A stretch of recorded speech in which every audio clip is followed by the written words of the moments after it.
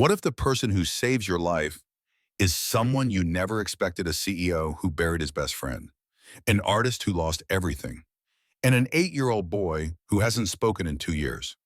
This is the story of three broken people and the inheritance that brought them together. But here's the thing about broken pieces.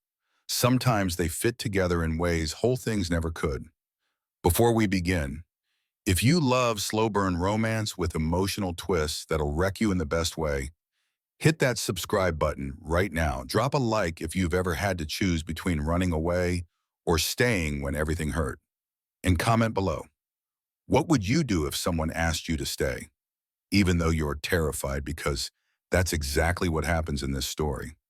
Now, let me take you back to Seattle, to a rainy November funeral, and to the moment Daniel Montgomery's life stopped making sense. Let's begin. You're leaving too. Silent Boy's first words in 2 years. Made single dad. CEO realized what he'd lose. The law office smelled of mahogany and old coffee. Daniel Montgomery stood by the window on the 27th floor watching Seattle dissolve into rain. Behind him, the lawyer shuffled papers. The sound was too loud in the silence. Mr. Montgomery. Daniel didn't turn. Outside, the city blurred. Car lights, pedestrians with umbrellas, normal people living normal lives. He envied them. Mr. Montgomery, before we proceed with the formal reading tomorrow, there's something Mr. Chen wanted you to have. Privately. Daniel turned. Richard Chen's lawyer, a thin man in his 60s with wire-rimmed glasses, held out an envelope. Cream-colored. Heavy stock. Daniel's name and handwriting he'd recognize anywhere. Richard's handwriting. The same scrawl that had signed partnership agreements 15 years ago.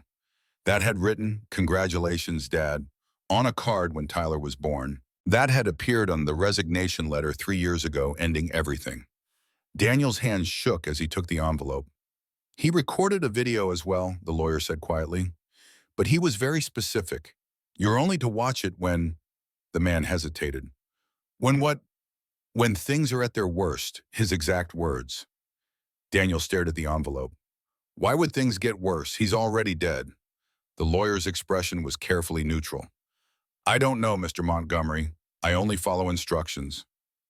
Tchau. Daniel waited until he was alone in his car before opening it. The parking garage was dark. Rain drummed on the roof. He sat there, engine off, staring at the envelope like it might explode. Finally, he tore it open. One sheet. Richard's handwriting shakier than Daniel remembered, like it had been written by someone whose hands were failing. Daniel, if you're reading this, then I'm gone, and you're probably angry at me. Still, after 3 years, you have every right to be. But if you're reading this, it also means my daughter Emma is about to walk away from something she desperately needs. And you, being the stubborn, self-sabotaging bastard I know you are, you're about to let her. Don't. I'm not asking for me. I'm asking for Tyler, for Emma, for you. You think I betrayed you during the divorce? You're right, I did. But not for the reasons you think. There's a reason I'm doing this. A reason I wrote the will the way I did. A reason I kept Emma away from you all these years. Trust me one last time. Your friend always, Richard. Daniel read it 3 times. Then he crumpled it in his fist, threw it against the dashboard, and put his head in his hands. The cemetery was a sea of black umbrellas. Daniel stood at the back away from the main crowd. He hadn't planned to come, hadn't planned to stand in the rain watching them lower Richard Chen into the ground. But here he was. Because despite everything, despite the betrayal, the silence, the 3 years of carefully constructed distance, Richard had been his best friend, his brother in everything but blood. And you don't forget that, even when you want to. The minister spoke. Daniel didn't listen. He watched the faces instead.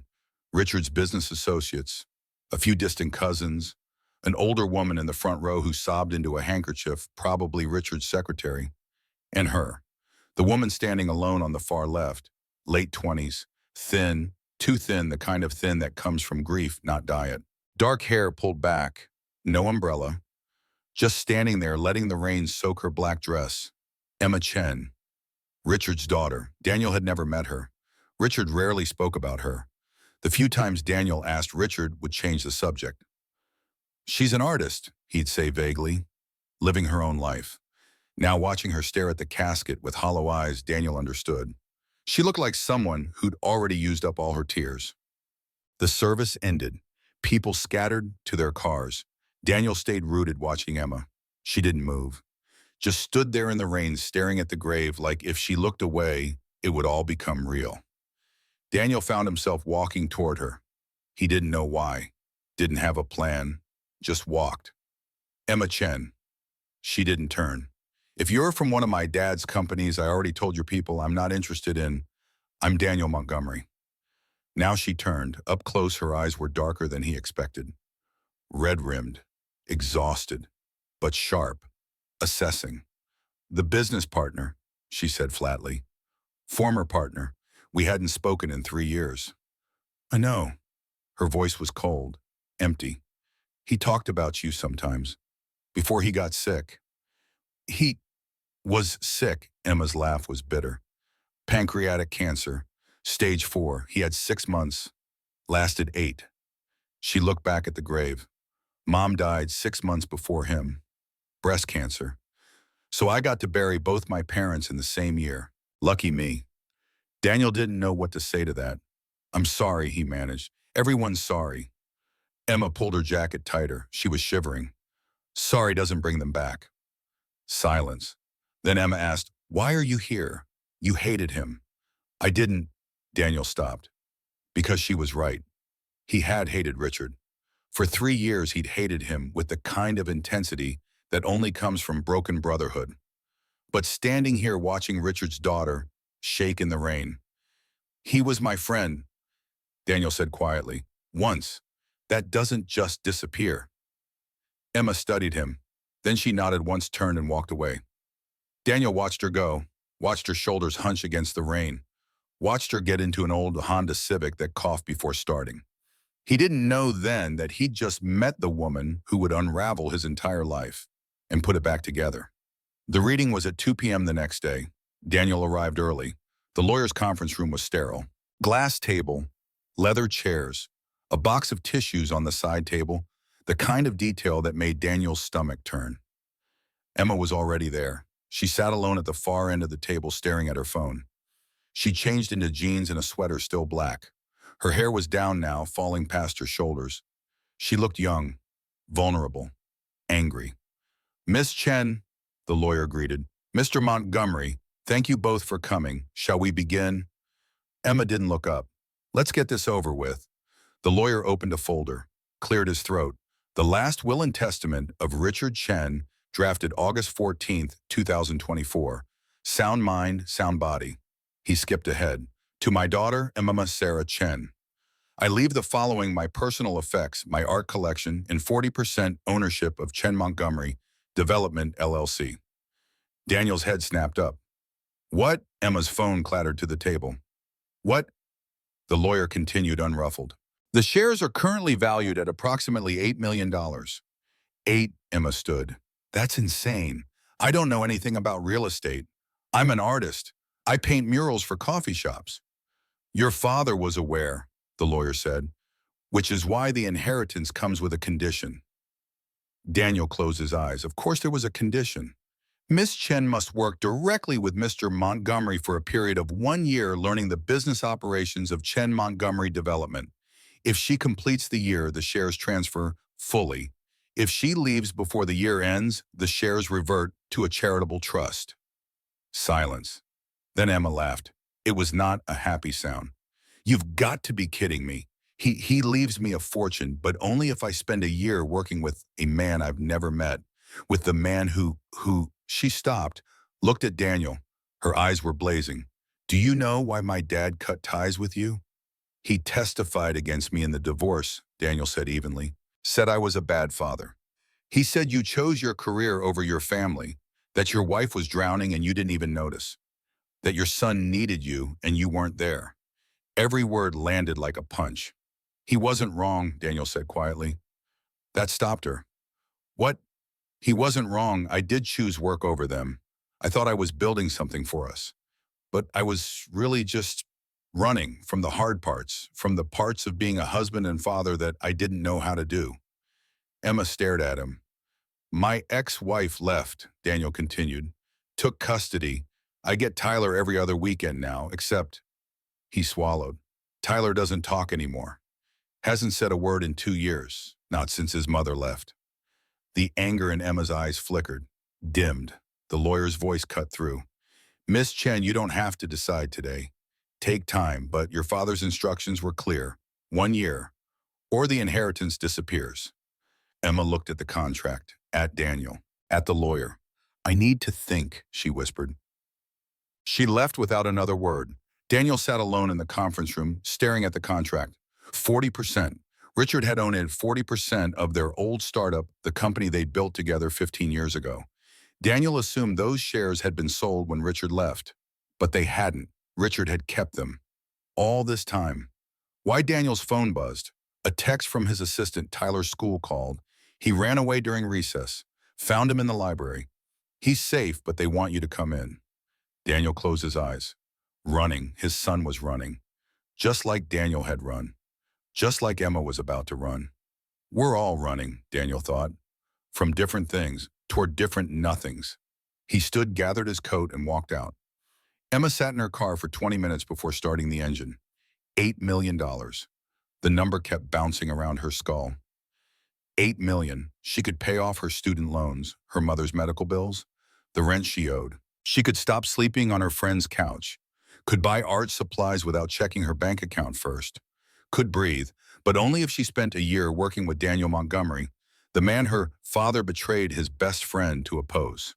Why Emma drove back to the apartment she'd shared with her mother, now empty, scheduled to be cleared out next week.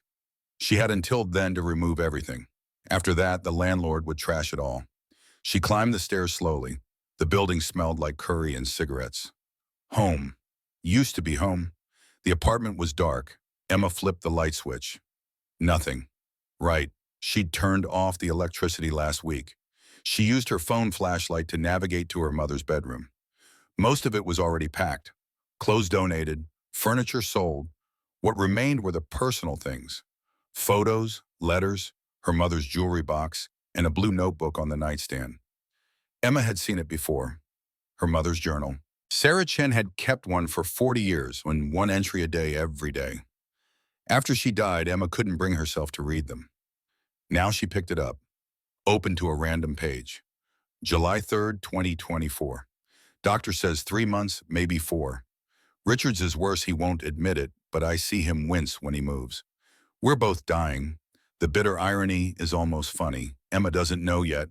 We'll tell her soon. But first, Richard needs to finish the will. He's been obsessing over it.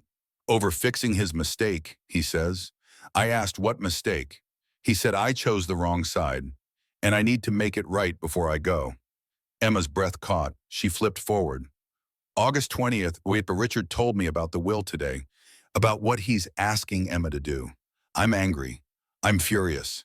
How dare he manipulate her like this, even from the grave? But then he showed me the letter, the one he wrote to Daniel, and he cried. Richard hasn't cried since Emma was born. He said Daniel and Emma are the same, both brilliant, both running from pain, both about to be alone. Like, if I can give them each other, even if they hate me for it, maybe I can die knowing I did one thing right. Emma read it again. If I can give them each other. Her father hadn't been punishing her. He'd been playing matchmaker from beyond the grave. She flipped to the last entry, the day before her mother died. September 14th, 2024. I don't have many words left. The morphine makes everything soft, blurry, but I need to write this. Emma, my beautiful, stubborn daughter. If you're reading this, then I'm gone. And you're angry at your father. Don't be. He's not forcing you into that year with Daniel. He's giving you a gift, a family, a purpose. You've been so lost since the breakup with Marcus, since you had to quit your job to take care of me. You think you're broken, unworthy. You're not. And Tyler, Daniel's son, he needs you.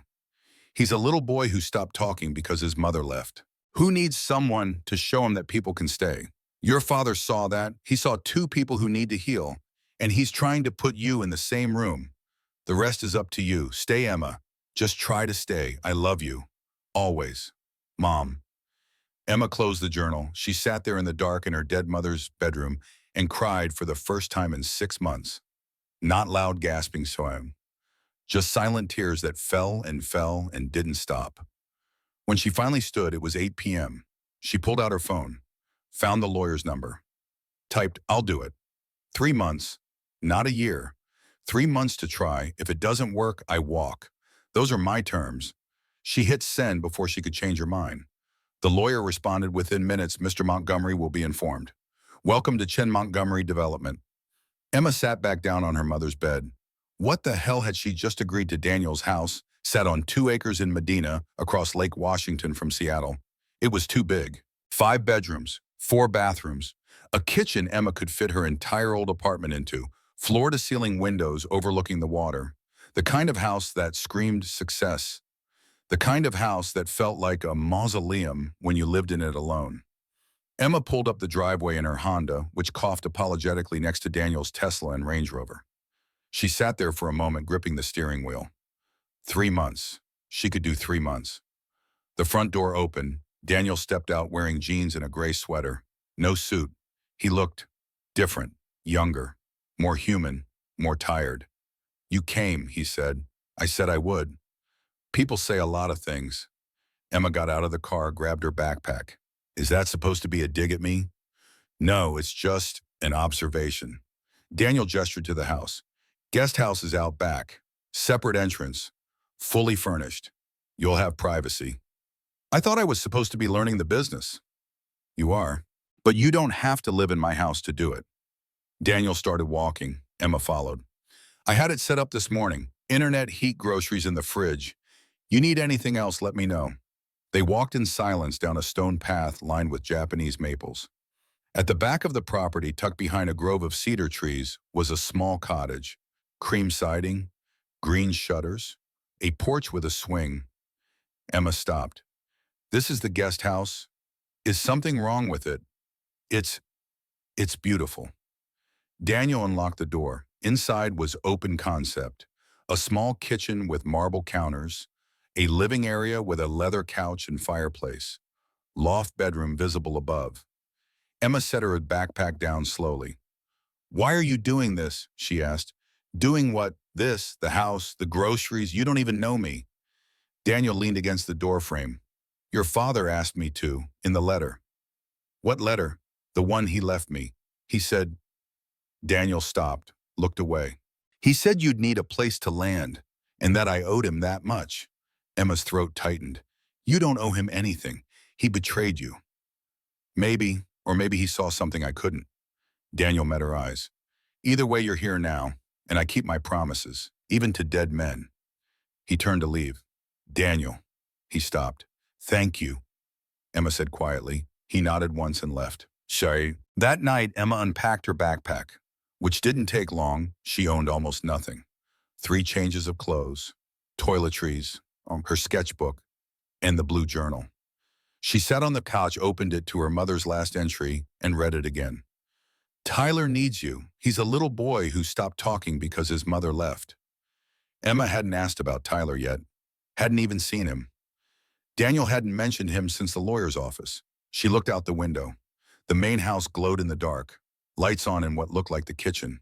Before she could talk herself out of it, Emma walked back up the path and knocked. Daniel answered, surprised. "Is something wrong with the... Where's Tyler?" Daniel blinked. "He's asleep. Why, I want to meet him. It's 9 p.m. "Tomorrow, then." Daniel studied her. "Why do you want to meet my son?" "Because my mom's journal said he needs help. And because if I'm going to be here for 3 months, I should probably know who I'm living near." Daniel's expression was unreadable. Finally, he nodded. "Tomorrow, after school, I'll introduce you." Emma nodded and left. She didn't sleep that night. Tyler Montgomery was 8 years old, 47 inches tall, and hadn't spoken in 732 days. Not to his father, not to his teachers, not to the therapists. Daniel had hired 3 of them in 2 years. Tyler had simply stopped. The morning Emma was supposed to meet him, Daniel sat Tyler down at breakfast. "Buddy, there's someone I want you to meet today. Her name is Emma. She's the daughter of an old friend of mine. She's going to be staying in the guest house for a little while." Tyler ate his cereal, didn't look up. "You don't have to talk to her," Daniel continued. "You don't have to do anything you don't want to. But I think you might like her." Tyler's spoon paused, just for a second. Then he kept eating. Progress. Emma arrived at 4 p.m. Daniel opened the door and she saw him immediately, a small boy sitting cross-legged on the living room floor surrounded by paper and crayons. Drawing. Tyler, Daniel said gently, this is Emma. The boy didn't look up, just kept drawing. Emma noticed his picture, all black crayon, dark heavy lines, a figure without a face. Hi, Tyler, Emma said softly. Nothing. Daniel started to apologize, but Emma held up a hand. She walked over slowly, sat down on the floor about 3 feet from Tyler, and pulled out her own sketchbook. She didn't say anything, didn't try to force conversation, just drew. Tyler's crayon stopped. He glanced at her hands, at the sketch emerging on her page, a tree detailed with roots stretching down. He went back to his drawing. Emma kept drawing. They sat that way for 20 minutes. Daniel watched from the kitchen, frozen.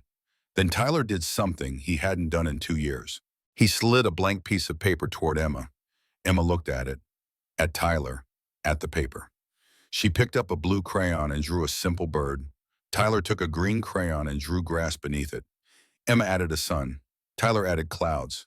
Back and forth, not speaking, just creating. When Daniel finally moved, Tyler, startled, looked up, saw his father watching, and immediately closed down, gathered his papers, stood. But as he walked past Emma toward his room, he paused, just for a second, and placed one drawing on the floor between them. Then he left. Emma picked it up. It was the black figure, the one without a face, but Tyler had added something, in tiny letters in the corner. Emma's vision blurred. Daniel came over, looked at the drawing, and had to turn away. He's never done that before, Daniel whispered. Shared what he's drawing. Emma carefully folded the paper. Can I keep this? I think he'd want you to. Duh. That night, Emma taped Tyler's drawing to her refrigerator. She stared at it for a long time. A faceless boy, alone. Emma knew that feeling. She'd been that faceless person after Marcus left, after her mother got sick, after her father died, just existing, not living. She pulled out her phone and texted Daniel. Same time tomorrow. His response came immediately, yes. Emma set her phone down and looked at the drawing again. Okay, Tyler, she whispered. I'll stay, for now. 3 weeks passed. Emma fell into a rhythm. Mornings at the office with Daniel learning the basics of real estate development. Afternoons with Tyler sitting on the floor and drawing.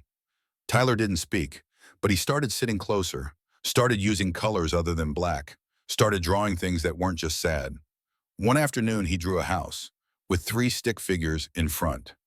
Emma's heart clenched. Is that your family? She asked softly. Tyler didn't respond, but he wrote tiny letters under each figure. Dad, me, and under the third figure, the one in the middle, E. Emma looked at Daniel, who was watching from the doorway. His eyes were red. Tyler, Emma whispered, I'm just staying for a little while. Tyler's crayon stopped. He looked at her, really looked at her. His eyes asked the question, his voice couldn't. You're leaving too. Emma couldn't breathe. She didn't know what to say. She'd promised herself 3 months. No attachments, learn the business, get the money, leave. But looking at this little boy who'd let her in, I'll be here as long as you need me, she heard herself say. Tyler searched her face. Then slowly he reached out and placed his small hand on hers. Emma broke. She pulled him into a hug, and Tyler, who hadn't let anyone but his father touch him in 2 years, let her.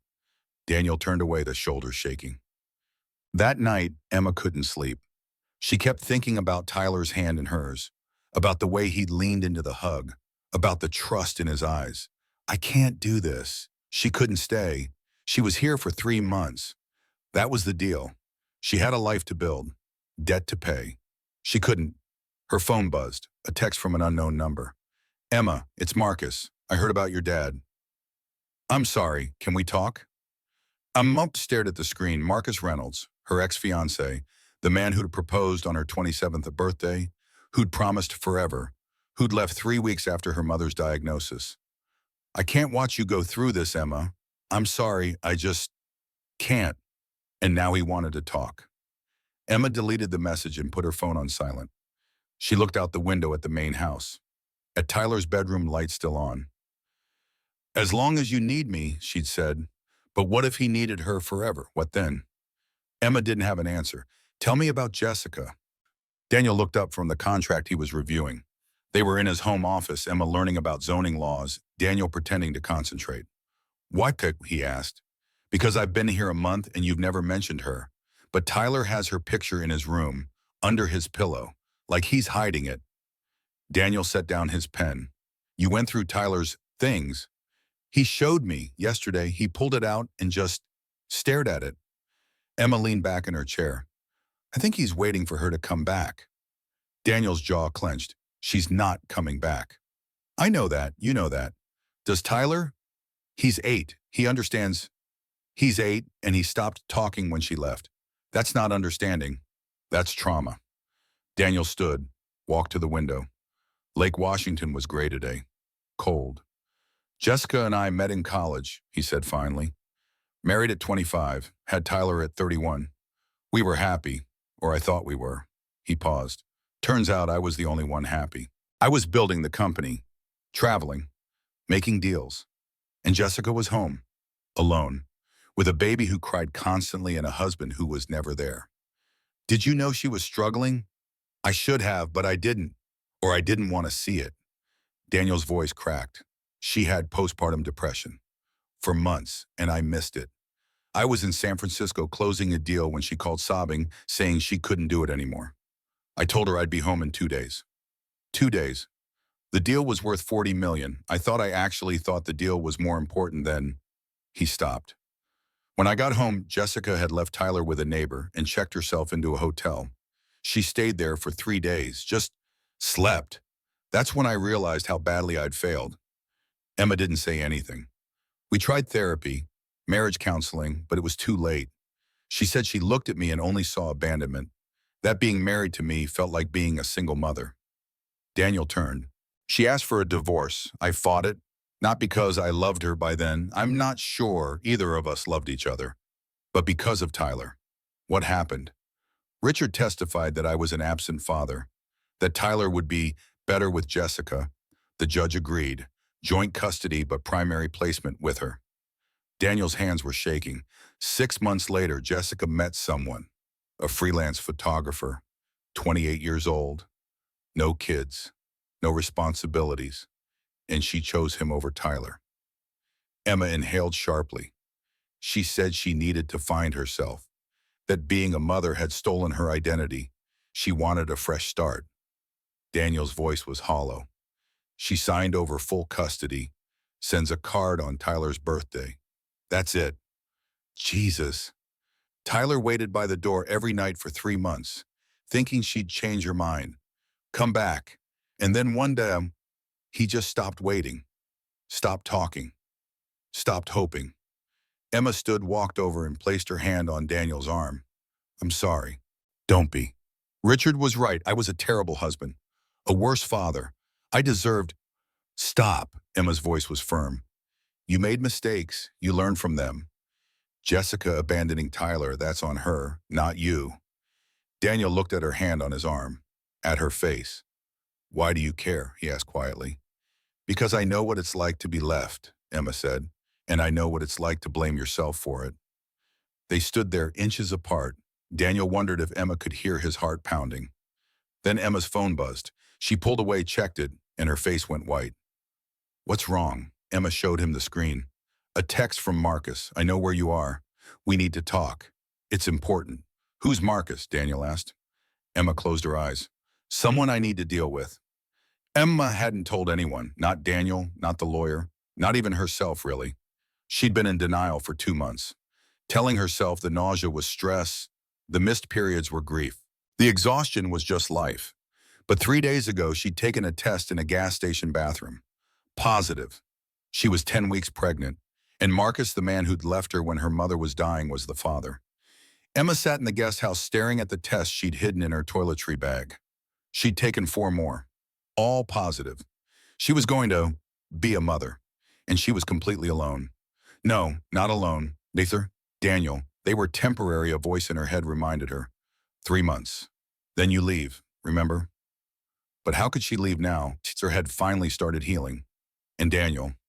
What was Daniel to her, her father's friend, her temporary boss, the man who'd made her coffee this morning because he noticed she looked tired, who'd left a post-it on her door yesterday? Tyler smiled today. Because of you, who looked at her sometimes like she was something precious he was afraid to break. Emma's phone rang. Marcus? She ignored it. It rang again. Again. Finally, she answered. What do you want? Emma, thank God. I've been trying to reach you for weeks. I got your messages. I'm not interested. You didn't hear me out. I made a mistake. A huge mistake. Leaving you, leaving us, that was the worst thing I've ever done. You left while my mother was dying. I know, I'm sorry. I was scared, I was weak. But I've changed. I'm in therapy. I want to make it right. There's nothing to make right. We're done. Emma. Goodbye, Marcus. She hung up. 30 seconds later, he texted, I know about the baby. We need to talk about our child. Emma's blood ran cold. How did he another text, your friend Sarah mentioned it that she's worried about you. Said you're living with some CEO and hiding the pregnancy. Emma, please. Let me be there. Let me be a father. Emma threw her phone across the room. Sarah, her old roommate, the one person Emma had confided in. She told Marcus. Emma sank onto the couch, wrapped her arms around her stomach, and cried. When Daniel knocked an hour later, Emma didn't answer. Emma, Daniel's voice was muffled through the door. Tyler's asking for you. Are you okay? Emma wiped her eyes. I'm fine, just tired. Can I come in? Not right now. Silence. Then, did Marcus hurt you? Emma's breath caught. What? You've been different since his text. If he's threatening you, he's not. I need space. Please. Another pause. Okay, but Emma, I'm here. If you need anything. She heard him walk away. Emma looked at her phone at Marcus's text at the pregnancy test hidden in the bathroom. She couldn't do this, couldn't stay, couldn't let Tyler and Daniel get attached when she had a whole other life, a whole other mess to figure out. Tomorrow, she decided. Tomorrow, she'd tell Daniel we was leaving. But tomorrow came and Tyler was waiting on the porch with a drawing. He handed it to Emma silently. It was a picture of the two of them, stick figures holding hands. Above them, Tyler had drawn a sun and written in careful letters, "Thank you for staying." Emma's resolve crumbled. She looked at Tyler's hopeful face, at Daniel standing in the doorway watching them. I'm not leaving, she heard herself say. Tyler's entire face lit up. Daniel smiled, really smiled for the first time since she'd met him. And Emma realized she'd just made a promise she had no idea how to keep. 2 weeks later, Emma discovered Tyler's secret. She woke at 6 a.m. earlier than usual, nausea twisting her stomach, morning sickness. She'd been managing it with crackers and ginger tea, hiding in the bathroom when the waves hit hardest. As she stumbled to the kitchen, she noticed something on her doorstep. A small glass, filled with pale liquid, still warm. Ginger tea. Emma picked it up, looked around. The main house was dark except for one window, Tyler's bedroom. Her throat tightened. She drank the tea slowly, standing on her porch in the cold November morning. When she looked up again, Tyler's curtain moved. Just a flutter. He'd been watching, waiting to make sure she found it. Emma's eyes burned. How did he know she'd been so careful? Hiding the nausea, smiling through the exhaustion. But somehow this silent 8-year-old boy had noticed what no one else had. That she was sick. That she needed help. That she was struggling. Emma finished the tea, rinsed the glass, and walked it back to the main house. The door was unlocked. Daniel always left it open for her. She climbed the stairs quietly. Tyler's door was cracked. She pushed it open gently. Tyler sat on his bed, still in pajamas, watching her. Emma held up the empty glass. Thank you, she whispered. Tyler nodded once. How did you know I needed it? Tyler picked up his sketch pad, wrote in careful letters, you hold your stomach when you think no one's looking. Emma's breath caught. I'm okay, she said softly. Just tired sometimes. Tyler wrote again. My mom was tired too, before she left. Oh no. Emma sat on the edge of his bed. Tyler, I'm not leaving. I promised you that. Tyler studied her face, then wrote, everyone says that. I know, but I mean it. How do I know? Emma didn't have an answer that wouldn't be a lie. Because the truth was, she didn't know. She didn't know what would happen when Marcus showed up, when the pregnancy became obvious, when Daniel realized she'd been lying by omission this whole time. You don't, Emma finally said. You don't know. And that's scary. But Tyler, sometimes we have to trust people even when we're afraid. Tyler's eyes filled with tears. Emma pulled him close. I'm scared too, she whispered. I'm terrified, but I'm here. Right now, today, and tomorrow. That's all I can promise. Tyler clung to her, behind them Daniel's voice. What's going on? Emma looked up. Daniel stood in the doorway, hair disheveled, wearing a t-shirt and sweatpants. He must have heard them talking. Tyler made me ginger tea, Emma said, for my stomach. Daniel's expression shifted. Your stomach? I've been a little nauseous, he noticed. Daniel came fully into the room, sat on Tyler's other side. Buddy, that was really thoughtful. But Emma's okay, right? Emma nodded, hoped her face didn't betray her. Tyler wrote on his pad again and showed it to Daniel. I don't want her to leave like Mom. Daniel's face crumpled. He pulled Tyler close, looked at Emma over his son's head. She's not leaving, Daniel said firmly. Right, Emma? Right, Emma echoed. The lie tasted bitter. The hostile takeover came on a Tuesday. Daniel was in his home office, Emma across from him, reviewing property contracts, when his phone exploded with calls. Board members, lawyers, his COO. What's happening?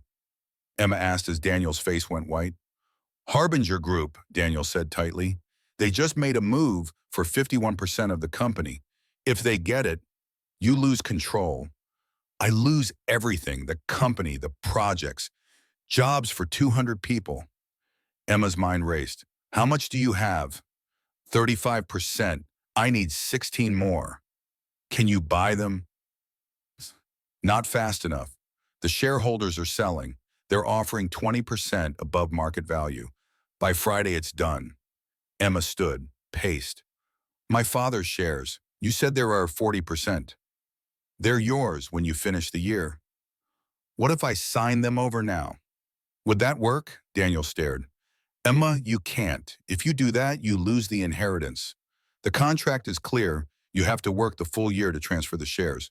But there's a clause right for emergencies, business decisions.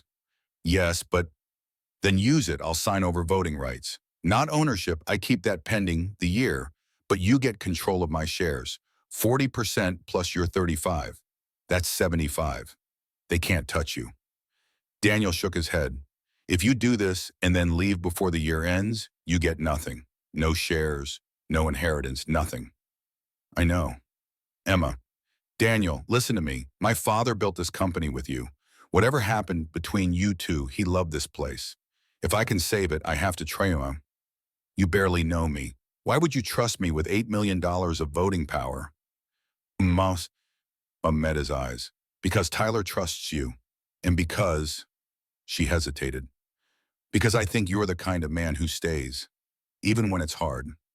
The words hung between them. Daniel stood slowly.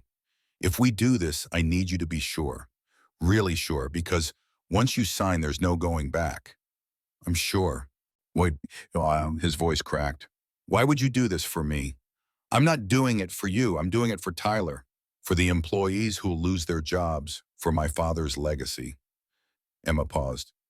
And okay, maybe a little for you. Daniel laughed a broken sound. You're either the bravest person I've ever met or the most reckless. Can I be both? The paperwork took 2 days. Lawyers drafted the amendment. Emma signed over temporary voting rights retaining ownership pending completion of her 1-year term. On Friday, when Harbinger Group moved to acquire the shares, Daniel blocked them with a united front 75%. The deal collapsed. That night, Daniel insisted on cooking dinner to celebrate. It's the least I can do, he said. You just saved 200 days. Emma sat at the kitchen island watching him move around his ridiculous gourmet kitchen. Tyler colored beside her, quiet but present. You can cook? Emma asked. Don't sound so surprised. I lived alone for 2 years before I got Tyler full-time. It was learn or starve. What are you making? Pasta carbonara, Tyler's favorite. Daniel glanced at his son, who was drawing what looked like a dragon. Right, buddy. Tyler gave a thumbs up without looking up. Emma smiled. Tyler had been doing that lately, small gestures. Thumbs up, nodding, shaking his head. Not words, but communication. Progress. Can I help? Emma asked. Can you dice an onion without crying? I'm an artist. I can barely draw a straight line. That's a no then. You can keep Tyler company. Emma watched Daniel cook. Watched the way he moved with quiet competence. The way he glanced at Tyler every few minutes checking. The way he hummed under his breath, unconscious, unguarded. This was a different Daniel than the one she'd met at the funeral. That Daniel had been polished, controlled. CEO Daniel. This Daniel had flour on his jeans and laughed when he nearly burned the garlic. What? Daniel asked, catching her staring. Nothing, just, you seem happy. I am happy. My company didn't get bought out by corporate raiders. That's worth being happy about. Is that the only reason? Daniel met her eyes, held them. No, he said quietly, it's not. The moment stretched, taut, fragile. Then Tyler tugged Emma's sleeve, showed her his drawing. The spell broke. But Emma felt it, that shift. That crack in the walls they'd both built. Something was changing. And Emma wasn't sure if that terrified her or thrilled her. Marcus showed up on a Saturday. Emma was in the guest house sketching when she heard the car. She looked out the window and felt her stomach drop. A silver BMW, Marcus's car. She watched him get out, still handsome, still carrying himself like someone who'd never been told no. Expensive jeans, cashmere sweater. He looked exactly the same. Emma felt nothing. No love, no hatred, just tired. She met him at the door before he could knock. You need to leave. Emma, please. 5 minutes. I said everything I needed to say on the phone. I didn't. Marcus ran a hand through his hair, a gesture she used to find charming. Now it just looked calculated. I messed up, I know that, but I'm trying to fix it. You can't fix it, Marcus. You left when I needed you most. Your mom was dying. I didn't know how to stay, how to be there. Yeah, I noticed. Marcus's jaw tightened. That's not fair. Fair, Emma laughed. You want to talk about fair? You proposed to me, said you wanted forever. Then my mom got sick, and suddenly forever was too long. I was scared. So was I. I was terrified. And I had to watch my mother die alone because my fiancé couldn't handle being uncomfortable. You're pregnant. Marcus's voice was flat. With my child. Emma's blood went cold. How did you? Sarah had no right. She's worried about you, said you're living with some stranger, hiding things. I'm not hiding anything, and Daniel's not a stranger. He's what, your boyfriend? The baby's not even born, and you've already replaced me. Get out. Emma, I'm the father. I have rights. You have nothing. Emma's voice was steel. You gave up your rights when you left. If you try to fight me on this, I will bury you in court. My father left me resources, lawyers, money, and I will use every cent of it to make sure you never get near my child. Our child, my child. You don't get to waltz back in because it's convenient, because you heard about the inheritance and decided maybe I'm worth something after all. Marcus's mask slipped just for a second. That's not get out. Emma, leave now before I call the police. Marcus stared at her. Then he pulled out his phone, pulled up something, and held it out. It was a photo of Emma and Daniel in his kitchen, laughing. Your friend Sarah sent this. Said you're playing house with some rich guy while carrying my baby. That doesn't look good, Emma. For a custody case. Emma's hands shook. There is no custody case. You're not listed as the father. You never will be. Then I'll get a paternity test. Force the issue. Do it. And I'll make sure every judge in Washington knows you abandoned a terminally ill woman's daughter. That you're only back because of money. They faced each other. A standoff. Then, is everything okay? Daniel's voice. Emma turned. He stood on the path, Tyler beside him. They'd been on their way back from the park. Tyler held a soccer ball. Who's this? Marcus asked. That's none of your business. But Marcus walked over, extended his hand. Marcus Reynolds. I'm Emma's fiancé. Ex-fiancé, Emma corrected sharply. Daniel didn't shake Marcus's hand. He looked at Emma. Do you want him here? No. Then he's leaving. Daniel's voice was calm. Absolute. He looked at Marcus. You heard her. Leave. Marcus laughed. And who are you? Her bodyguard. I'm the person who owns this property. which means I decide who's trespassing. You have 60 seconds to get to your car. Or what? Or I call the police and press charges. Marcus looked between them. At Tyler, who'd moved closer to Emma. At Emma's protective stance. This isn't over, Marcus said. Yes, Emma replied. It is. Marcus left. They watched his BMW speed down the driveway. When it was gone, Emma's legs gave out. Daniel caught her. Hey, I've got you. Emma was shaking. He knows about the baby. He's going to fight me. No, he's not. You don't know that. Emma. Daniel turned her to face him, his hands on her shoulders, steady. Listen to me. He's scared. He's trying to control the situation because he realizes he lost you. But he has no power here. You're not alone anymore. You have me, and Tyler, and lawyers if you need them. He can't hurt you. He can take my baby. He won't. I won't let him.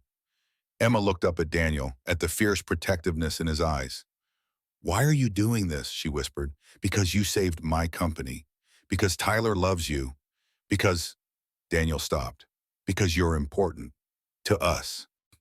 Tyler tugged Daniel's hand, wrote quickly on his ever-present notepad, Don't let the bad man hurt Emma. Daniel knelt, hugged his son. I won't, buddy. I promise. Emma watched them, father and son, united, protecting her. She'd never had that.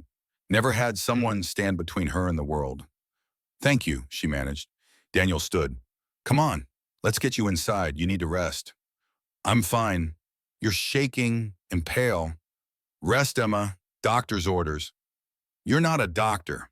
CEO's orders, then.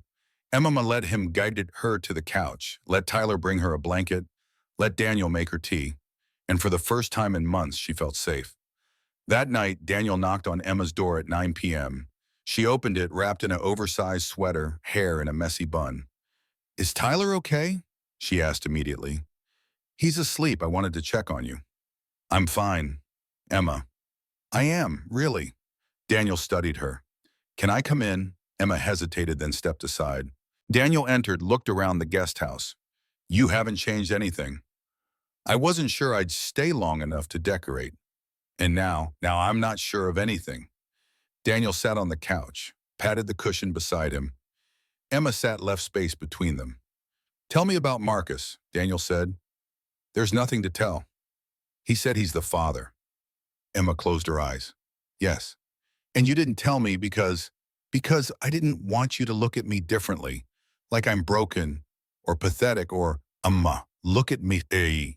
She did. You're not broken. You're not pathetic. You're pregnant. That's not a moral failing. I'm pregnant with my ex-fiance's baby, the ex-fiance who left me when my mother was dying. That's not exactly a Hallmark movie. No, it's real life, which is messier and harder, but that doesn't make you less. Emma's eyes burned. How are you so okay with this? Because I've been where you are. Not pregnant, obviously, but alone, scared, thinking I had to handle everything myself. Daniel paused. And I was wrong. The moment I asked for help for Tyler, for myself, things got better. I don't know how to ask for help. Then let me offer it. You don't have to do this alone. The pregnancy, Marcus, any of it. I'm here. Why? Emma's voice cracked. Why do you care? Daniel was quiet for a long moment. Because when you walked into my life, everything changed. Tyler started healing. I started remembering what it felt like to hope for something beyond just surviving the day. And he stopped. And when I look at you, I see someone brave enough to stay, even when staying is terrifying. That's rare, Emma. Emma Habayan Deshayema couldn't speak. I'm not asking you for anything, Daniel continued. I'm just saying you're not alone. Whatever you decide, I'm here. What if I decide to leave after the year? Then I'll miss you, and Tyler will miss you. But that's our problem, not yours. What if Marcus fights for custody? Then we fight back, together. What if Emma stopped? What if I'm not enough for the baby, for Tyler, for me? Daniel filled in softly. Emma nodded. Daniel reached out, tucked a strand of hair behind her ear. Emma, you're already more than enough. The question is, am I enough for you? Emma's breath caught. They stared at each other, inches apart. Daniel's hand was still in her hair. Emma's heart was thunder. I should go, Daniel whispered, but he didn't move. Daniel, if I stay, I'm going to kiss you. And that's bad because you're pregnant and scared. And I don't want to be another person who takes advantage. No, Emma kissed him. Soft, tentative, asking. Daniel froze. Then his hand moved to cup her face and he kissed her back. Gentle, careful, like she was precious. When they broke apart, both breathing hard, Daniel pressed his forehead to hers. Emma, don't say you're sorry. Please don't say you're sorry. I'm not. Are you sure? No, but I'm tired of being sure. Being sure hasn't gotten me anywhere. Daniel laughed. That's a terrible reason to kiss someone. Do you want to stop? God, no. He kissed her again. Deeper. Emma's hands fisted in his shirt, and Daniel pulled her closer, then immediately pulled back. Wait, the baby, is this okay? Am I hurting? Daniel, I'm 10 weeks pregnant, not made of glass. I just don't want to. Emma kissed him again. Stop thinking. I'm very good at thinking. It's kind of my job. Daniel. Yes, shut up. He grinned. Yes, ma'am. This kiss was different. Not gentle, not careful, desperate. Two people who'd been alone too long finding each other in the dark. When they finally broke apart, Emma was in Daniel's lap, both of them disheveled and breathing hard. I should definitely go now, Daniel said. Probably. Tyler will wake up if I'm not there. Right. Neither of them moved. Emma, I know this is complicated. Understatement of the year. We should slow down. We should, Emma traced Daniel's jaw. What if we don't? Then we're either the bravest people alive or the most foolish. Can't we be both? Daniel laughed full and real. You said that before about signing over the shares. And I was right. You were. Daniel stood reluctantly, setting Emma on her feet. But I really do need to go. Tyler has nightmares sometimes. If he wakes up and I'm not there, go, I understand. Daniel walked to the door, stopped, turned back. For the record, I don't think you're broken. I think you're extraordinary. Then he left. Emma stood in her empty guest house, fingers touching her lips, and smiled. For the first time in a year, she felt like maybe, just maybe, everything would be okay. Things changed after that night. Not dramatically, no big declarations, but the air between them was different. Charged. Daniel started finding excuses to touch her. A hand on her back when they walked. Fingers brushing when he handed her coffee. Standing close when they reviewed contracts. Emma caught herself watching him. The way he focused when he worked. The way he played with Tyler. The way he looked at her when he thought she wasn't paying attention. Like she was the answer to a question he hadn't known he was asking. Tyler noticed. One afternoon while they were drawing, Tyler wrote, "Dad is happy now." Is he? Emma asked. Tyler nodded. Wrote again, "Because of you." I don't think it is us. Tyler underlined it. Twice. Emma's throat tightened. Are you okay with that? Me and your dad. Tyler looked at her seriously, then he drew quickly 3 stick figures again. But this time he added a fourth. Small. In Emma's stick figure arms. Baby, he wrote beneath it. Emma's vision blurred. You know? Tyler nodded, pointed to his stomach, then to hers, made a circle. How did you? Emma stopped. Of course. The morning sickness, the tea he left every morning. Tyler noticed everything. Are you okay with it? Emma asked. The baby, Tyler burrowed. I'll be a big brother. Yes, if I stay. Tyler put down his crayon, looked at Emma with eyes too old for 8 years. Please stay, he wrote. Emma pulled him close. I'm trying, Tyler. I promise I'm trying. That night, Daniel found the drawing. Tyler had left it on the kitchen counter, the picture of 4 stick figures. Daniel stared at it for a long time. Then he walked to the guest house and knocked. Emma answered in pajamas. Daniel, what's... He held up the drawing. Tyler knows, Emma said quietly. How? He's observant, too observant. And the 4th figure is the baby, yes. Daniel stepped inside, closed the door. Emma, we need to talk. I know. About what this, he gestured between them. What this is. What do you want it to be? Honest answer. Always. Daniel set down the drawing. I want this to be real. You, me, Tyler, the baby. I want us to be a family. Emma's heart stopped. Daniel, but I need to know something first. Am I a rebound? A safe place to land while you figure out your life? No. Are you sure? Because Emma, I can't. I can't do this if you're going to leave. Tyler's already attached. If you walk away, I'm not leaving. You said 3 months. That was before. Before what? Emma stepped closer. Before Tyler, before you, before I realized that maybe I'm not running towards something, maybe I'm running away, and I'm tired of running. Daniel cupped her face. What are you saying? I'm saying I want to stay, for real, not just for the inheritance, not just for Tyler, for me, for us. Even though it's complicated, especially because complicated means real. Daniel kissed her, soft, sweet. When they broke apart, Emma whispered, I'm scared. Me too. What if I mess this up? What if I'm a terrible mother? You won't be. You don't know that. I know you've been making Tyler ginger tea every morning when you can barely stand. I know you signed over $8 million of voting rights to save a company you'd only known for a month. I know you're brave enough to try. That's all anyone can do. Emma's eyes filled. What if Marcus comes back? Then we deal with it. Together. Promise, promise. Emma's first ultrasound was on a Thursday. She almost didn't tell Daniel. Almost went alone. But the night before dinner, Tyler wrote on his notepad, when do we see baby? Daniel looked at Emma. Do you have an appointment? Tomorrow, 2 p.m. Can we come? Emma hesitated. You don't have to. We want to, Daniel said. If that's okay. Emma looked at Tyler, who was nodding frantically. Okay, you can come. The clinic was small, friendly, the kind of place that had soft lighting and magazines about parenting that Emma was too nervous to read. Tyler sat between her and Daniel in the waiting room, swinging his legs. He dressed up, button-down shirt, nice jeans. Like this was an important occasion. Emma's heart ached. Emma Chen, the nurse called. They stood together. The nurse looked surprised. All three of you? Yes, Daniel said firmly. If that's allowed. Of course, right this way. The exam room was small.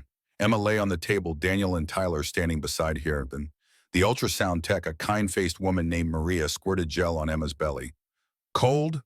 Emma gasped. Sorry about that. Okay, let's see what we've got here. Maria moved the wand around. The screen showed black and white blobs that meant nothing to Emma. Then a sound, fast, rhythmic, whoosh, whoosh, whoosh, whoosh. Was that? Emma couldn't finish. That's the heartbeat, strong, healthy. Maria smiled. You're measuring about 11 weeks. Due date looks like June 15th. Emma stared at the screen, at the tiny blob that had a heartbeat. Her baby. Daniel's hand found hers squeezed. Tyler stood on his toes, trying to see better. Maria noticed. Here, kiddo. Want to sit up here? She helped Tyler onto a stool. He stared at the screen, wide-eyed. That's your baby brother or sister, Maria said. Pretty cool, huh? Tyler looked at Emma, then at the screen, then at Daniel, then he opened his mouth and spoke. Baby, he whispered. His first word in 2 years. Emma burst into tears. Daniel made a sound like someone had punched him. Maria, not knowing what was happening, just smiled. That's right, a baby. Tyler looked at his dad. Baby, he said again, stronger this time. Daniel pulled Tyler into a fierce hug. Yes, yes, buddy. A baby. Tyler turned to Emma, reached out, placed his small hand on her belly. Our baby, he said clearly. Emma couldn't stop crying. She pulled Tyler close with one arm, grabbed Daniel's hand with the other. Maria discreetly turned away, giving them privacy. They stayed like that for a long time, 3 people holding each other, listening to a tiny heartbeat, building something new from their broken pieces. When they got home, Tyler ran ahead to his room. Emma and Daniel stood in the driveway, still processing. He spoke, Emma said. He actually spoke. Because of you, Daniel replied. Because you gave him something to speak for. No, because you gave him a safe space to try. They looked at each other. We're doing this, Emma said. Really doing this. Yeah, we are. I'm terrified. Me too. Emma laughed, a broken, beautiful sound. What are we doing, Daniel? We're choosing to stay, even though it's scary, even though we don't know how it ends. He pulled her close. We're choosing each other. Emma buried her face in his chest. Don't let me screw this up. Same to you. They stood there, holding each other, as the Seattle rain started to fall. Inside, Tyler was drawing a new picture, four stick figures, holding hands. He wrote in careful letters beneath it, family. The piece lasted 3 weeks. Then Marcus came back. This time he brought a lawyer. Emma was at the main house helping Tyler with homework. When the doorbell rang, Daniel answered. His face went hard. "You're trespassing," Daniel said. "I have a legal right to discuss my child's custody." Marcus gestured to the woman beside him, blonde, severe, carrying a briefcase. "This is Diane Foster, my attorney." "Mr. Reynolds has requested a paternity test," Foster said crisply, "and visitation rights once paternity is established." Daniel didn't move from the doorway. "Emma's not interested." "That's not your decision," Marcus said. "Actually, it is." Emma had appeared behind Daniel. "I'm not taking a paternity test, and you're not getting visitation." "A judge will compel the test," Foster said. "And given that Mr. Reynolds is the biological father and has expressed interest in parenting—" "Expressed interest," Emma laughed bitterly. "He abandoned me when my mother was dying. Didn't call, didn't check in, nothing. For 6 months. That's not interest. That's a guilty conscience." "People make mistakes," Marcus started. "No, you made a choice. And now you don't get to come back and make a different one because it's convenient."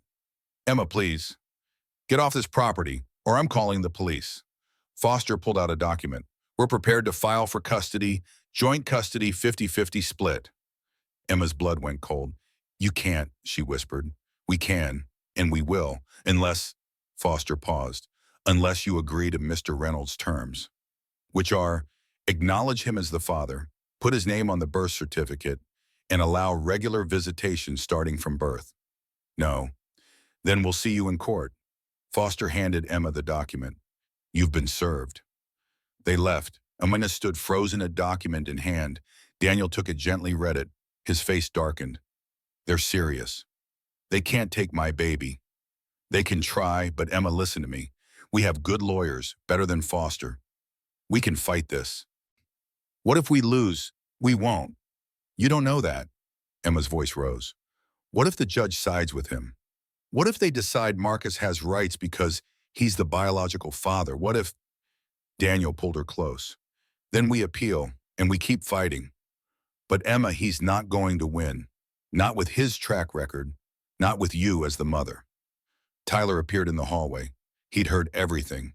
He walked over, took Emma's hand, placed it on his chest, over his heart. "Stay," he said, one word, but it meant everything. "Stay. Fight. Don't run." Emma knelt, hugged him. "I'm not going anywhere, Tyler. I promise." But even as she said it, doubt crept in. What if staying meant losing? What if love wasn't enough? The legal battle consumed the next month. Depositions, character witnesses, medical records proving Emma's pregnancy timeline matched with when she and Marcus were together. It was invasive, exhausting. Emma felt like her entire life was being dissected and judged. Daniel hired the best family lawyer in Seattle, a woman named Patricia Mendez, who'd never lost a custody case.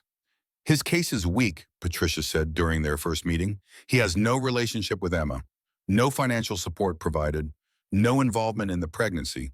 Any judge will see this for what it is, a power play." "But he's the biological father," Emma said. "Biology doesn't equal parenthood.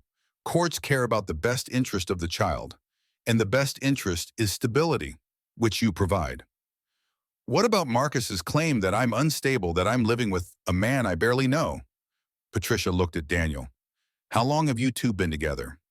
"It's complicated," Emma started. 4 months, Daniel said, "since Emma came to work for me." "And your relationship?" Emma and Daniel exchanged glances. "We're together," Daniel said. "Committed." Patricia nodded. "Good, that helps. Shows stability, family structure." She made notes. "Here's my advice, lean into it. Show the judge you're building a home, a life for this baby." After Patricia left, Emma turned to Daniel. "You didn't have to say we're committed." "Yes, I did, because we are." "But what if the judge asks, what if they want proof? What if—" "Emma." Daniel took her hands. "Marry me." Emma's world stopped. "What? Marry me, Wasi? Not because of the baby, not because of Marcus, but because I love you, because Cooler loves you, because when I imagine in my future you're in it, always. Daniel, you can't, we've only known each other 4 months. I've known you long enough to know I don't want to be without you. This is crazy. Yes, people will think we're getting married for the custody case. Let them think that. I know the truth. Emma's eyes filled. What's the truth? That I fell in love with you the day you sat on my living room floor and drew with my son. That I want to wake up next to you every morning.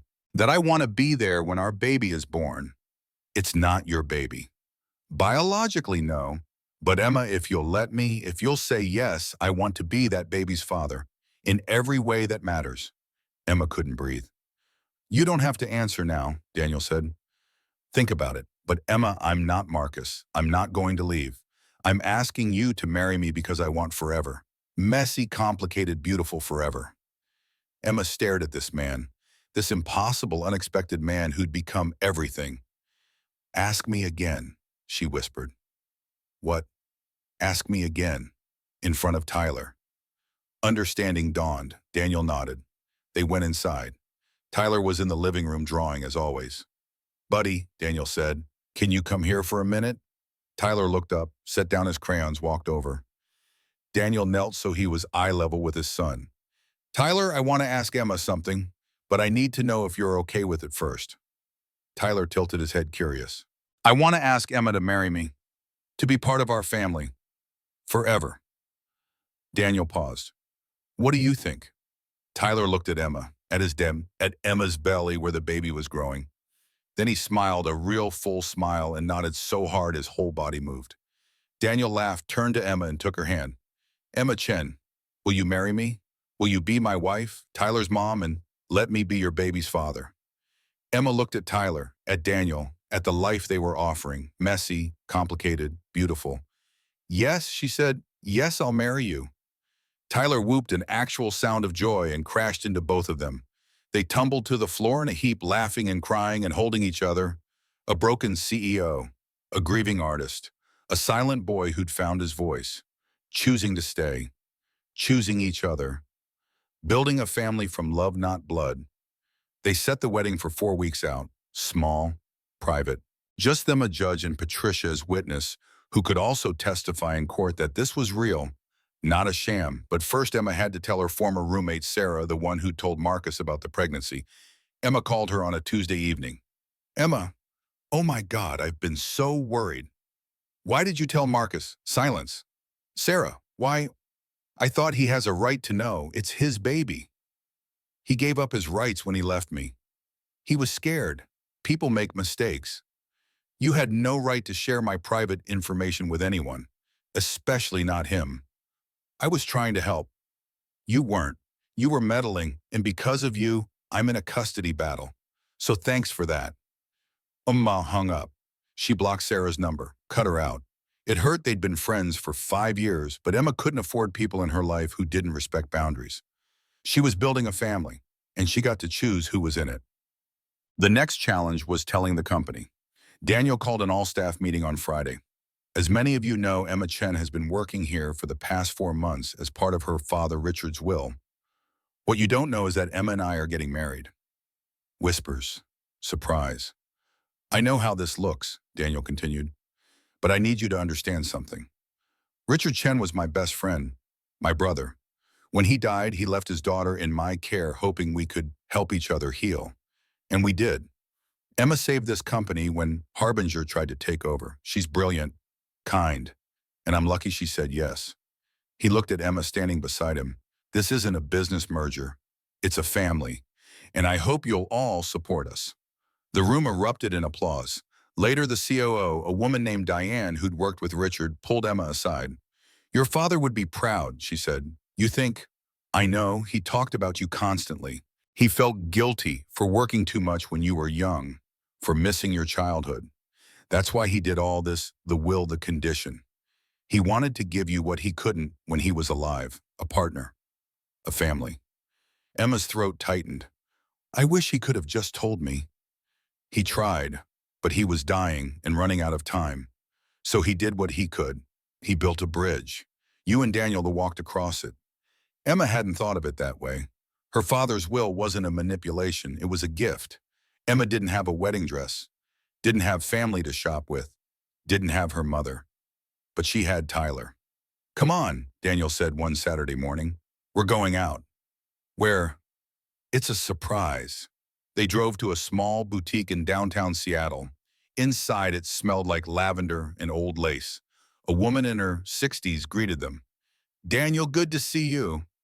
"Margaret, this is Emma. And Tyler, we need a dress." Margaret's eyes lit up. "For the wedding?" "Yes." "How much time do we have?" "3 weeks." "That's tight, but we can do it." Margaret looked at Emma critically. "What style do you like, traditional, modern, simple?" "I don't know. I've never done this before." "First wedding, first everything."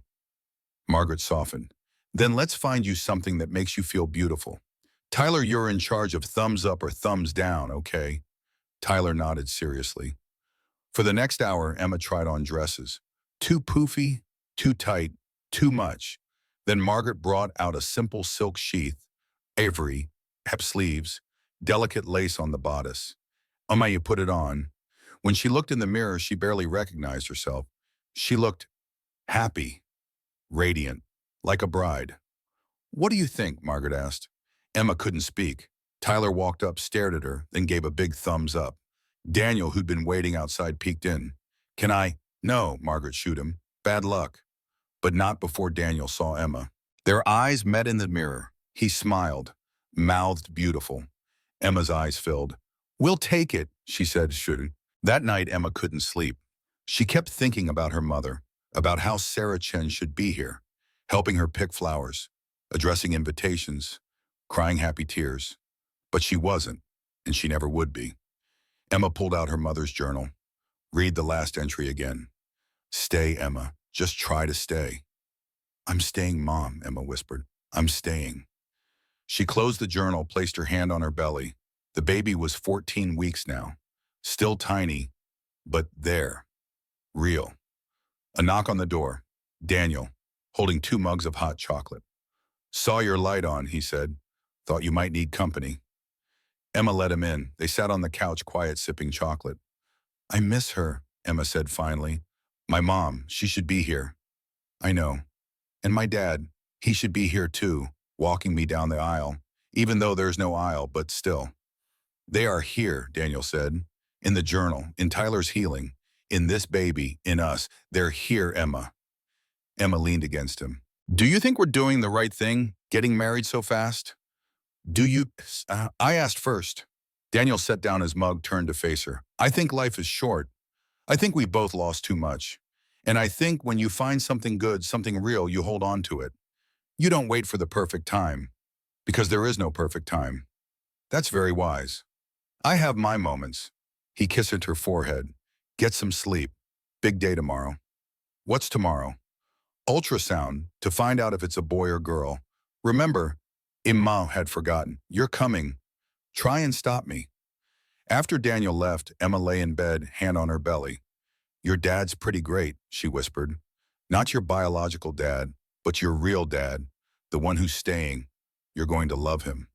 The baby kicked for the first time, tiny, barely there. But Emma felt it. She started crying. Happy tears this time. "Hi, baby," she whispered. "I can't wait to meet you." The ultrasound tech smiled. "Do you want to know the gender?" Emma looked at Daniel, who looked at Tyler. "Buddy, what do you think?" Tyler nodded vigorously. He'd brought a notebook specifically for this moment. "Okay," Emma said. "Tell us." The tech moved the wand, pointed at the screen. "Congratulations, you're having a girl." Emma's breath caught. "A daughter." Tyler wrote quickly, "A sister," with 3 exclamation points and a smiley face. Daniel pulled Emma close, kissed her temple. "A girl," he murmured. "We're having a girl." "You're having a girl," Emma corrected. "I'm having a girl. You're just—" "I'm her father," Daniel said firmly. "Biologically or not, if you'll let me." Emma kissed him. "I wouldn't want anyone else." Tyler tugged Emma's sleeve, showed her his notebook again. He'd drawn a stick figure with a bow. Wrote Sophie. "You want to name her Sophie?" Emma asked. Tyler nodded. Daniel looked at Emma. "What do you think?" "I think it's perfect." Sophie, their daughter. Their family. Tyler hugged Emma's belly. Hi, Sophie, he whispered. I'm your big brother Tyler. I'm going to teach you to draw and play soccer. And Dad's going to tell you stories. And Emma, he paused, looked up at Emma. And Mom's going to love you so much. Emma broke down completely. Daniel wrapped his arms around both of them, and they stood there, 3, soon to be 4, crying happy tears in an ultrasound room in Seattle. A family, chosen, built on love, not blood. Exactly what Richard and Sarah had hoped for. The custody hearing was set for 2 days before the wedding. Marcus's lawyer was ruthless. She painted Emma as unstable, as someone who moved in with a stranger, got engaged after 4 months, was using Daniel for his money and connections. Patricia countered with facts. Emma's education, her work at the company, Daniel's character witnesses, Tyler's therapist testifying that Emma's presence had been the catalyst for Tyler's recovery. The judge listened impassively. Mr. Reynolds, the judge said, you left Miss Chen during her mother's terminal illness. Can you explain that decision? Marcus shifted. I was young, scared, I made a mistake. And now you want custody of your child. Why? Because I've changed. I'm ready to be a father. Are you currently employed? I'm between positions. Do you have housing appropriate for a child? I'm staying with friends temporarily. Have you provided any financial support for this pregnancy? Miss Chen refused my help. Because you were harassing her, Patricia interjected. My client has documentation of repeated unwanted contact. Mr. Reynolds only expressed interest in fatherhood after learning about the inheritance from Miss Chen's father. The judge held up a hand. I've heard enough. I'll issue my ruling within 48 hours. Sam, they waited. Emma paced the house. Couldn't eat, couldn't sleep. What if the judge sided with Marcus? What if she lost Sophie before she was even born? Daniel found her at midnight, standing in what would be Sophie's nursery. They'd just finished painting it soft yellow with white clouds on the ceiling. Hey, he said softly. I can't lose her, Emma whispered. I can't. You won't.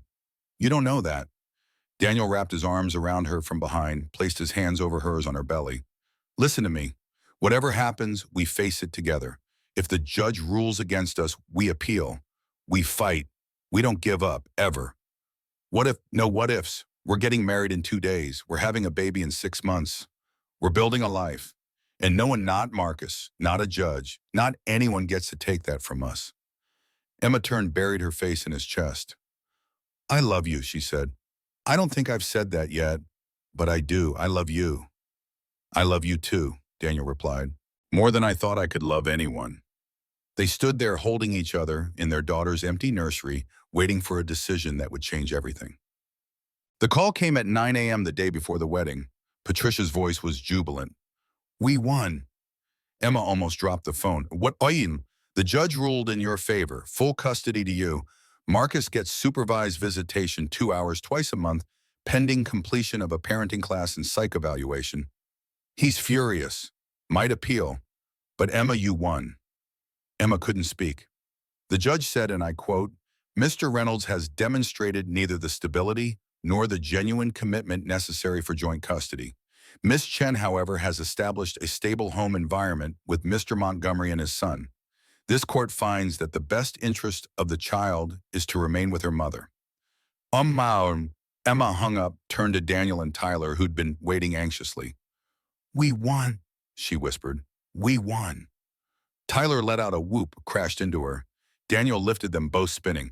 I told you we'd win. Emma laughed and cried at the same time. Sophie's ours. She's really ours. She always was, Daniel said. Now it's just official. That night, Emma opened her mother's journal one last time. On the last page beneath the final entry, Sarah Chen had written one more line. I'm Mom. Had missed it before. P.S. Tell Daniel thank you for staying, for choosing you, for being the man your father couldn't be. Tell him he's forgiven and loved. Emma read it 3 times. Her mother had known. Somehow she'd known Daniel would be the one, would be the man who stayed. Emma closed the journal, placed it on the shelf next to a photo of Richard and Sarah. Thank you, she whispered, for everything, for Daniel, for Tyler, for giving me a second chance at family. She placed her hand on her belly. We're going to be okay, Sophie. We're going to be more than okay. We're going to be happy. The baby kicked in response. Emma smiled. Tomorrow she was getting married. In 6 months she'd be a mother. And for the first time in a year, she wasn't afraid. The wedding was in Daniel's backyard. Simple, beautiful. Fairy lights strung through the trees, white chairs, a small arch covered in flowers. 20 people, the company's senior staff. Patricia, Tyler's therapist, a few close friends. Emma stood in her room, not the guest house, but the master bedroom. She and Daniel had decided no more separation. After the wedding, she was moving in fully. Margaret, the dress shop owner, helped with her zipper. "You look stunning," Margaret said. Emma stared at herself. The dress fit perfectly. Her hair was down loose waves, minimal makeup, a small bouquet of white roses. She looked like herself, just happier. A knock. Tyler peeked in, eyes widening. "Wow," he breathed. Then louder, "Mom, you look wow." Emma's heart stopped. "What did you just call me?" Tyler grinned. "Mom. Can I call you Mom?" Emma knelt carefully because of the dress and pulled him close. "You can call me Mom forever," she whispered. Tyler hugged her tight. "I love you, Mom." "I love you too, Tyler, so much." When they broke apart, Tyler held out his hand. "Ready to get married to your dad?" "Yeah." "I'm terrified." "Don't be. Dad's nervous too. He threw up earlier." Emma laughed. "He did?" "Yep, but he's smiling now because he's happy. Because of you." Emma took Tyler's hand. "Then let's go make it official." The ceremony was short. The judge, a different one than the custody hearing, a kind woman in her 50s, spoke about love and commitment and family. But Emma barely heard it. She was too focused on Daniel. On the way, he looked at her like she was the only person in the world, on his hands slightly shaking as he held hers, on his vows. "Emma, I came to your father's funeral expecting closure. Instead, I found hope. You walked into my life and changed everything. You gave Tyler his voice back. You saved my company. You gave me a reason to believe in second chances. I'm not perfect. I've failed before, but I promise you this, I will stay. Through the hard days, through the scary moments, through whatever comes, I will stay because you're my home. You and Tyler and Sophie. You're my family and I'm yours forever." Emma's vows were simpler. "Daniel, 4 months ago I was lost, grieving, alone.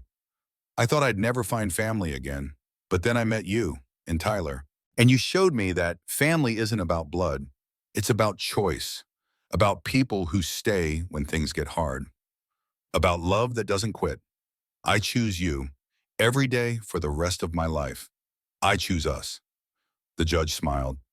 "By the power vested in me, I now pronounce you husband and wife. You may kiss." Daniel was already kissing her. The small crowd erupted in applause. Tyler hooted, actually hooted. When Daniel and Emma broke apart, both grinning, Tyler crashed into them, a three-way hug. "Family," Tyler said happily. "Family," Daniel echoed. Emma looked at the faces around her, the people cheering, the lights in the trees, Daniel and Tyler holding her. And she thought, this is what my parents wanted. This is what they planned. Thank you, she thought. Thank you for not giving up on me. The reception was pizza and champagne. Classy pizza, Daniel insisted, from that fancy place downtown. Emma didn't care. She ate 3 slices, laughed at terrible toasts, and danced with Tyler to a playlist of Disney songs. At 10 p.m., the guests left. Daniel, Emma, and Tyler stood in the backyard surrounded by fairy lights and empty plates. "Best day ever," Tyler announced. "Agreed," Daniel said. He pulled Emma close, kissed her softly. "Hello, Mrs. Montgomery." "That sounds weird." "You'll get used to it." "What if I don't?" "Then I'll call you Emma, or Babe, or that woman who stole my heart in 4 months." Emma laughed. "So dramatic." "You love it." "I do." They swayed together, slow dancing to music only they could hear. Tyler wandered off to his room, probably to draw this day for posterity. "Are you happy?" Daniel asked. Emma looked up at him, at this man who'd become everything. "Yes," she said simply, "I'm happy." "Good, because you're stuck with me now." "Damn, should have read the fine print." Daniel grinned, spun her, once dipped her dramatically. Emma shrieked, laughing. "Daniel the baby." Sophie's fine. She's got good core strength, takes after her mom. She's not even born yet. I'm optimistic. Emma kissed him. Long, deep, full of promise. When they broke apart, Daniel rested his forehead against hers. Thank you, he whispered, for staying, for choosing us. Thank you for giving me something worth staying for. A week after the wedding, Daniel finally remembered the video, the one Richard had left, to be watched when things are at their worst. But things weren't at their worst. Things were good, great even. So why did Daniel suddenly feel compelled to watch it? He found the thumb drive in his office drawer, stared at it for a long time. Finally, he called Emma. Come here, there's something we need to see. Emma came curious. Tyler followed. Daniel explained about the video. Richard said to watch it when things were terrible. But I think we should watch it now. Together. Emma nodded. Daniel plugged in the thumb drive. Richard Chen's face filled the screen. Gaunt, exhausted, clearly filmed in his final weeks, but smiling. Daniel, Emma, if you're watching this, then things either went terribly wrong or terribly right. I'm hoping for right. Emma's breath caught. Emma, sweetheart, my beautiful daughter, I wasn't a good father. I know that. I worked too much. I missed too many recitals and parent-teacher conferences. I chose the company over you, over your mother, and I can never get those years back. Richard paused, visibly emotional. But I can give you something I never gave myself, permission to be happy, permission to choose love over obligation, permission to build a family that's better than the one I failed to give you. He looked directly at the camera. Daniel, my brother, my friend, I'm sorry. I should have said that 3 years ago, but I was too proud, too scared. You weren't wrong in your marriage. You were overwhelmed, and I should have helped you instead of judging you. I chose the easy path, the morally righteous one, instead of the loving one. I'll regret that until my last breath. Daniel's hands were shaking. But here's what I learned dying. Life's too short for regret, for distance, for letting pride win. So I'm doing this ridiculous, this forced proximity, because I see in you two what I couldn't build myself. The capacity for real love, real family. Richard leaned forward intense. Emma, Daniel is not me. He failed once, but he learned. He's the kind of man who stays when things get hard, who puts his son first, who will love you exactly as you deserve. Trust him. Daniel, Emma is not Jessica. She won't leave when things get tough. She's strong, brilliant, stubborn as hell, takes after her mother. She'll challenge you. She'll make you better. Let her. A pause. Richard wiped his eyes. And Tyler, oh Tyler, I never got to meet you, kiddo, but I've heard about you, about your silence, about your pain. If you're watching this, I hope Emma helped you find your voice, because that's what she does. She finds the broken things and makes them beautiful again. Tyler sniffled. Emma pulled him close. So here's my final request. Be a family.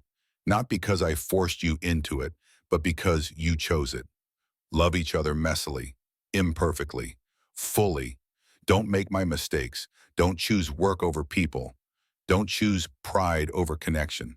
Don't choose safety over love. Richard's smile was tremulous. Sarah and I were watching. We're proud. We're cheering you on. Take care of each other. Take care of Sophie. Build something beautiful from our broken pieces. He raised a hand in farewell. I love you both. Always. Go be happy. The screen went black. For a long moment, no one spoke. Then Emma broke, sobbing. Dad, oh, Dad. Daniel pulled her close, crying too. He knew. The whole time he knew. Tyler climbed into Emma's lap, wrapped his arms around her belly. Grandpa Richard, he whispered. Thank you for giving me a mom. They sat there, 3 people who'd been strangers 6 months ago, now a family, and cried for the man who'd orchestrated this impossible gift.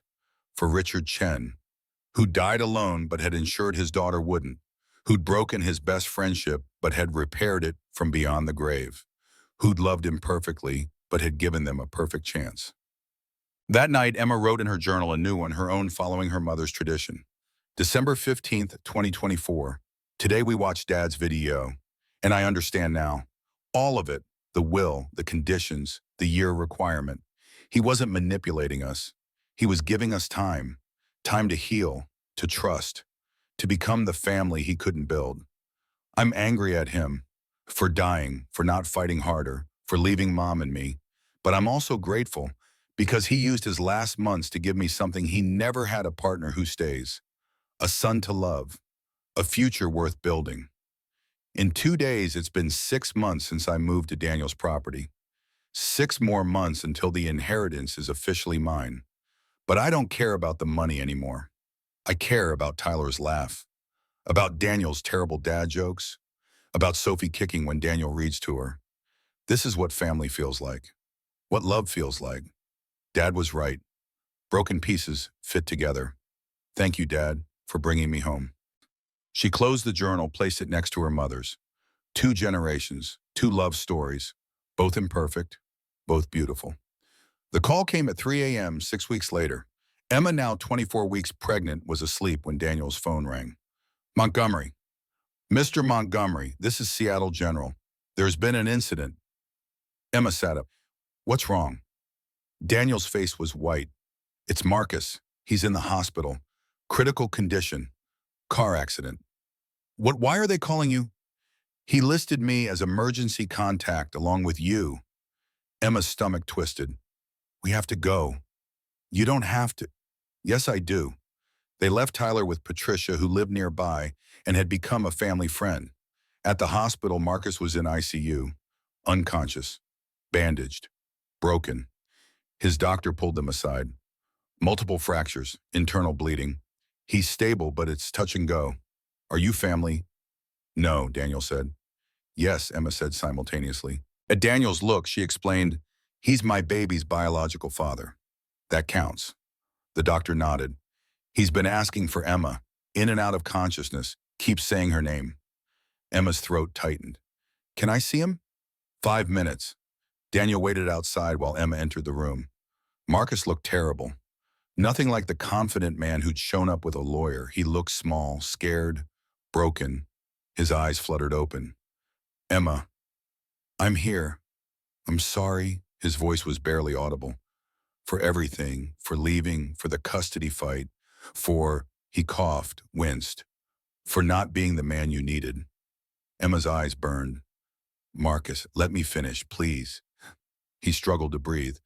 I was jealous of Daniel, of what you found with him. And I tried to ruin it because I couldn't stand that you were happy without me. You hurt me, Emma said quietly. You left when I needed you most. I know, and I'll regret it forever. But Emma, I don't want your baby. I don't want custody. I was lying, trying to control you because I couldn't control my own fear. Emma stared. What? The lawyer Foster, I fired her before the accident. I was going to drop the case, and then he gestured weakly at himself. This happened. Why didn't you tell me? Because I'm a coward. Because I wanted you to come to me, to choose me, but you never would, because I never gave you a reason to. Silence. I'm not going to fight you anymore, Marcus whispered. When I wake up, if I wake up, I'll sign whatever you need. Termination of parental rights, whatever. Daniel's her father, not me. Marcus, I mean it. I don't deserve Sophie. I don't deserve you. But Daniel, he stayed. He chose you. He's the better man. He always was. A tear rolled down Marcus's cheek. Tell her I'm sorry when she's old enough. Tell her I wasn't strong enough, but that she has a father who is. The machines beeped. Nurses rushed in. You need to leave. Emma stumbled out. Daniel caught her. What happened? He's dropping the case, signing away his rights. He said, Emma couldn't finish. Daniel held her while she cried. Not for Marcus, but for the sadness of it all. For the man who'd loved her but couldn't stay. For the father her daughter would never know. For the complicated, messy reality of broken people. Marcus survived. 6 weeks later, from his rehabilitation facility, he sent the paperwork. Voluntary termination of parental rights. Signed, notarized.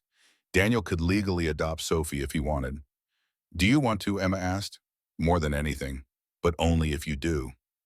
Emma looked at the forms, at Daniel's name in the adoptive father line. She thought about Richard's video, about family being choice. Yes, she said. Let's make it official. They filed the paperwork the next day. By the time Sophie was born, Daniel Montgomery would be her father in every legal sense. Marcus sent one more thing, a letter for Sophie to be given to her when she turned 18. Emma didn't read it. That was Sophie's choice to make. But she tucked it away safely in a box with Richard and Sarah's journals, because everyone deserved to know their story, even the sad parts. Sophie Elizabeth Montgomery arrived on June 10th at 3:47 a.m., 6 pounds 4 ounces, 20 inches long, dark hair, eyes that would probably change color but for now were deep blue. Perfect. Emma labored for 16 hours. Daniel never left her side. Tyler waited anxiously in the waiting room with Patricia drawing pictures of his baby sister. When Sophie finally arrived, screaming perfect alive, Emma sobbed so hard she couldn't breathe. "She's here," Emma gasped. "She's really here." Daniel cut the continue 5:54 p.m. cord with shaking hands. They placed Sophie on Emma's chest and the baby immediately quieted, rooted around, found her mother's heartbeat, and settled. "Hi, sweet girl," Emma whispered. "I'm your mama, and that's your daddy, and you have a big brother named Tyler who can't wait to meet you." Daniel's face was wet with tears. "She's beautiful, just like you. She has your stubborn chin. That's all you, babe." They laughed through tears. A nurse checked Sophie over. Perfectly healthy, 10 fingers, 10 toes. Congratulations. When Tyler was finally allowed in, he approached slowly, reverently. "That's Sophie," he whispered. "That's your sister," Emma confirmed. Tyler reached out one finger. Sophie grabbed it with her tiny hand. Tyler's face split into a huge grin. "She's holding me. Mom, she's holding me." "She knows you're her big brother." Tyler looked up, eyes shining. "I'm going to teach her everything. How to draw, how to play soccer, how to make pancakes. Maybe let her learn to walk first," Daniel suggested. Tyler laughed. "Okay, but I'm teaching her to draw first, tomorrow. She's 1 hour old. Never too early." Emma watched them, her husband and son marveling over her daughter, and felt her heart might burst. This was family. Not perfect, not planned, but chosen. Built from broken pieces held together by love. Emma. 3 days later, they brought Sophie home. The house was transformed. Balloons, a banner, "Welcome home, Sophie," flowers everywhere. Tyler had drawn a mural on Sophie's nursery wall, a garden full of flowers, butterflies, and stick figures of their family. Emma burst into tears when she saw it. "You like it?" Tyler asked anxiously. "I love it. Sophie's going to love it." They settled into a routine. Feedings every 3 hours, diaper changes, Tyler helping in small ways, fetching diapers, singing to Sophie when she cried. Emma was exhausted, overwhelmed, her body ached. But every time she looked at Sophie, at Daniel, at Tyler, she knew it was worth it. One night, 2 weeks after coming home, Emma found Daniel in Sophie's room at 2 a.m. He sat in the rocking chair, Sophie asleep on his chest, murmuring softly. "What are you doing?" Emma whispered. "Telling her about her grandparents, about Richard and Sarah. I want her to know where she came from." Emma's heart melted. She sat on the floor beside the chair, leaned her head against Daniel's knee. "Tell me too," she said. So Daniel did. He told Sophie about Richard, brilliant and flawed, and ultimately good. About Sarah, kind and strong and wise. About how they died too soon but had left behind a gift, a family built on love. About how sometimes the people who save you are the ones you never expected. "And that's how you got your name," Daniel finished. "Sophie Elizabeth, after your grandmother. Because she knew even when she was dying that love was the only thing worth leaving behind." Emma was crying again. She cried so much these days. "I love you," she told Daniel. "I love you so much it scares me." Good scared or bad scared? The best kind of scared. The kind that means I have something worth losing. Daniel leaned down, kissed her softly. "You're not going to lose me, or Tyler, or this. We're forever, Emma. Messy, imperfect, beautiful forever. Promise. Promise." 6 months later, Emma stood in the cemetery on a cold December morning, 1 year exactly since Richard's funeral. But this time, she wasn't alone. Daniel held Sophie, who was bundled in a pink snowsuit and watching the world with curious eyes. Tyler stood beside Emma holding a bouquet of white roses. They'd come to visit Richard and Sarah's graves, to say thank you, to introduce them to Sophie. Emma knelt, placed her hand on Richard's headstone. Hi, Dad. It's been a year. I completed the will requirements. The shares are officially mine now, but I think you knew I would. You always knew, didn't you? She smiled through tears. I want you to meet someone. Your granddaughter, Sophie Elizabeth. She's perfect, stubborn, loud, takes after her grandpa. Daniel knelt beside Emma, held Sophie close to the headstone. Sophie, this is Grandpa Richard. He's the reason we're a family. He saw something in your mom and me that we couldn't see ourselves. And he was right. Tyler added his roses to the grave, then pulled out a drawing he'd made, the four of them stick figures holding hands. He left it propped against the headstone. For you, Grandpa Richard. So you know we're okay. Better than okay. We're happy. Emma moved to Sarah's grave next, knelt there too. Hi, Mom. I read your journal so many times this year. Every entry. And I understand now. Why you didn't fight Dad's plan. Why you supported it. She wiped her eyes. You knew I needed this. Needed them. Tyler calls me Mom now. Can you believe it? I'm someone's mom? Just like you were mine. Emma placed her hand on her mother's headstone. I'm going to make mistakes. I'm going to work too much sometimes or not enough. I'm going to mess up, but I'm going to try to be present, to choose love, to stay. Daniel's hand settled on her shoulder, warm and steady. We all are, he said. We're going to stay. That's the promise. That's what Richard and Sarah gave us the courage to stay. And they stood there together, a family in a cemetery, saying goodbye to the people who'd brought them together. As they walked back to the car, Sophie started fussing. Emma took her, rocked her gently. Tell me the story again, Tyler said, about how Grandpa Richard made you and Dad fall in love. Emma and Daniel exchanged glances. He didn't make us fall in love, Emma corrected. He put us in the same room. We did the rest. But he knew you would. Yes, he knew. Tyler thought about this. That's kind of like magic. It is, Daniel agreed. The best kind of magic. They reached the car. Daniel strapped Sophie into her car seat. Tyler climbed in beside her, immediately making faces to make her giggle. Emma looked back at the cemetery one last time.